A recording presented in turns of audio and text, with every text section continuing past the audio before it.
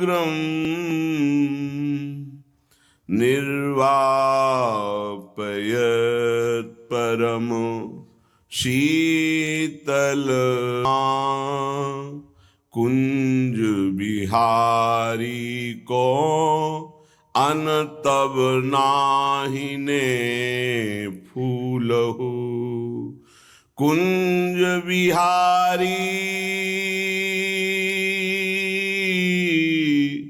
श्यामा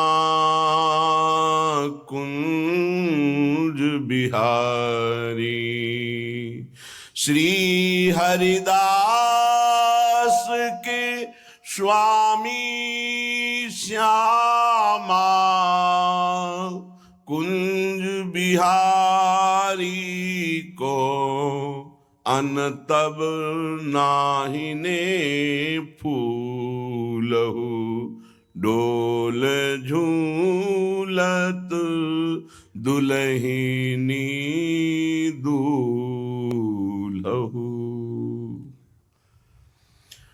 उपासना के मार्ग में उपासक को ऐसी दृढ़ भावना बनानी है कि चाहे हमारे शरीर को भयानक पीड़ा मिले, अपमान मिले, तिरस्कार मिले, चाहे हमारा मन हमारे खिलाफ हो जाए, भोगों में आकर्षित कर दे, या विश्व हमारी निंदा करने लगे, मुझे किंचन मात्र भी कोई भय नहीं, अपने मार्ग में अटल रहूंगा। ये शपथ पूर्वक मार्ग चलना चाहिए। प्रारंभ में ही ये शपथ खा लेनी चाहिए, अब मैं प्रभु के मार्ग को नहीं छोड़ सकता, चाहे जितनी पीड़ा दी जाए या प्रलोभन दिया जाए। हर सुख का प्रलोभन माया देगी, प्रभु को नहीं छोड़ना है। जो उपासक सुख का लक्ष्य करके इस मार्ग में चलता वो भ्रष्ट हो जाता है। वासनाएं साधना से दब जाती है, मिटती हैं भगवत साक्षात्कार या ब्रह्म बोध से। भगवत साक्षात्कार या ब्रह्म बोध तक पहुंचने के लिए उपासक को बहुत ही स्वभाव में गंभीरता, सहनशीलता ये लानी ही होगी। अगर वो गंभीर स्वभाव का नहीं है, अपनी बातें दूसरों से बताएगा तो परमार्थ से वंचित हो जाएगा। अनुभव की बातें या अपनी कमी की बातें दोनों नहीं बतानी। इष्ट देव जान रहे हैं, गुरुदेव जान रहे हैं, दूसरा कोई हमारे हृदय का परिवर्तन नहीं कर सकता है। आराध्य देव सर्वज्ञ है, इसलिए मुझे कहने की जरूरत नहीं। जो अनुभव हो रहा है उसे गुप्त रखो, क्योंकि वही अनुभव परमात्मा साक्षात्कार की मंजिल दृढ़ कर देगा। अगर अनुभव बताने लगे तो खाली हो जाओगे, परमार्थ में चलने की योग्यता खो दोगे। इस बात को धैर्यपूर्वक समझिए। चाहे जितना कष्ट हमें मिले, शारीरिक या मानसिक, हम प्रभु के मार्ग को अब छोड़ने वाले नहीं। ये शपथ खानी चाहिए। हम प्रभु के मार्ग में जैसे हैं वैसे ही चलेंगे। जितना सुधार प्रभु कराते जा रहे हैं उतना होता जा रहा है। हम प्रभु के मार्ग को नहीं छोड़ेंगे, चाहे जैसी परिस्थिति आ जाए। हम गिर सकते हैं, फिसल सकते हैं, लड़खड़ा सकते हैं, पर ना तो रुक सकते हैं और ना लौट सकते हैं। ये शपथ खानी चाहिए।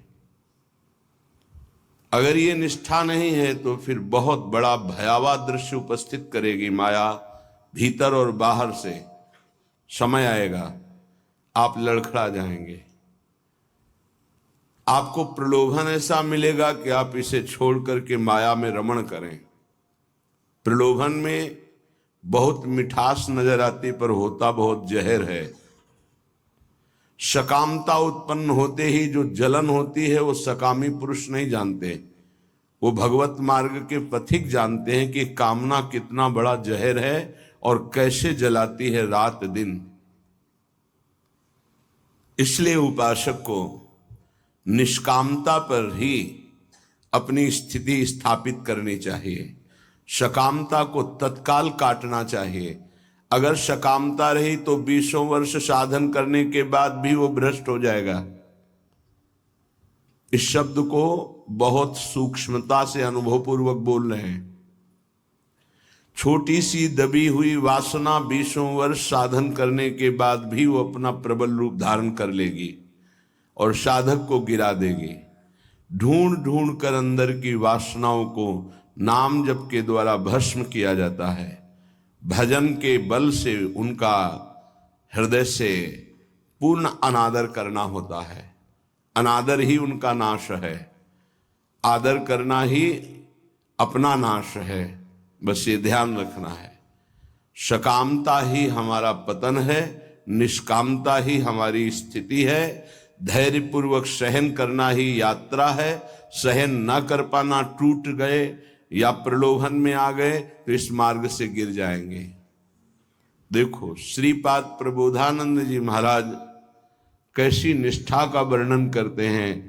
धाम की निष्ठा कह रहे हैं कि छिद्देत खडशः इदम यदि मे शरीरम घोरा विपद विततयो यदि वा पतन्ति हाहंत हाहंत न तथापि भूयात् वृंदावनादितर तुच्छ पदे पिपाशा। बहुत उच्च कोटि की वृंदावन की निष्ठा है श्रीपाद प्रबोधानंद जी की। बलिहारी है इन महापुरुषों की कि इन्हीं के वचनों की जूठन पाकर अपने हृदय में कुछ निष्ठा आती है। नहीं तो ये शरीर राग हमें धाम निष्ठ, गुरु निष्ठ, नाम निष्ठ, भगवत निष्ठ ये नहीं होने देता। इस शरीर संबंध ही भगवत संबंध दृढ़ नहीं होने देता। अनंत जन्मों से हम भटक रहे हैं इन्हीं शरीरों के संबंध में। ये पत्नी, ये पुत्र, ये पिता, ये माता, ये रिश्ते, ये नाते, ये सामग्री, ये भोग, ये बैंक बैलेंस, इसी का आश्रय लेकर हम भगवान से विमुख हो चुके हैं। कैसी अद्भुत निष्ठा। छिद्देत खडसा इदम यदि में शरीरम घोरा विपद विततयो यदि वा पतंती। यदि मेरे शरीर को पीड़ा पहुंचाई जाए